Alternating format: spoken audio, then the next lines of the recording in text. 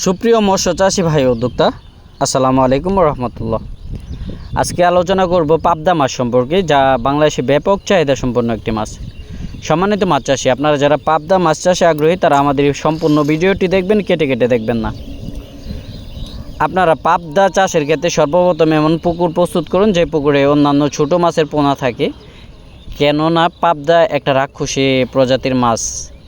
সে অন্যান্য ছোট মাছগুলো খেয়ে থাকে। তাছাড়া ফিড, খোল ইত্যাদি যে কোনো খাবারের মাধ্যমে আপনারা পর্যাপ্ত পরিমাণে পাবদা গ্রোথে আনতে পারবেন। তাই আপনারা যারা পাবদা মাছ চাষে আগ্রহী, আপনারা দেখতে পাচ্ছেন আমাদের পাবদা মাছের সাইজ এবং কালার। তাছাড়া আপনারা আমাদের কাছে এখন পেয়ে যাচ্ছেন 2000 থেকে 3000 লাইনেরও পাবদা, বড় সাইজের পাবদা।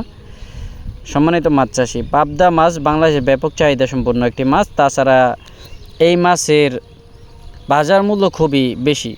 এই মাছগুলো অন্যান্য মাছ থেকে একটু ডিফারেন্ট, একটু দামি মাছ। তো আপনারা যারা শৌখিন মৎস্য চাষি, যারা পাবদা চাষে আগ্রহী, যারা পাবদা চাষ করে দ্রুত বাজারজাত করতে চান, তারা অবশ্যই 2024 সালের নতুন সিজনের পাবদা মাছ চাষ করুন।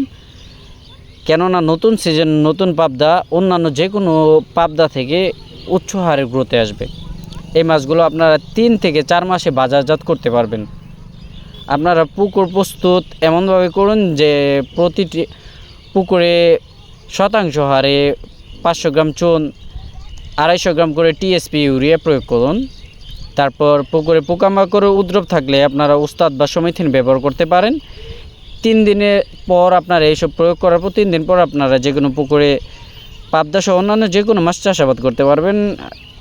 এই মাছের রেজাল্ট আসবে ইনশাল্লাহ। ধন্যবাদ সবাইকে। ভিডিওটি ভালো লাগলে চ্যানেলটি সাবস্ক্রাইব করবেন।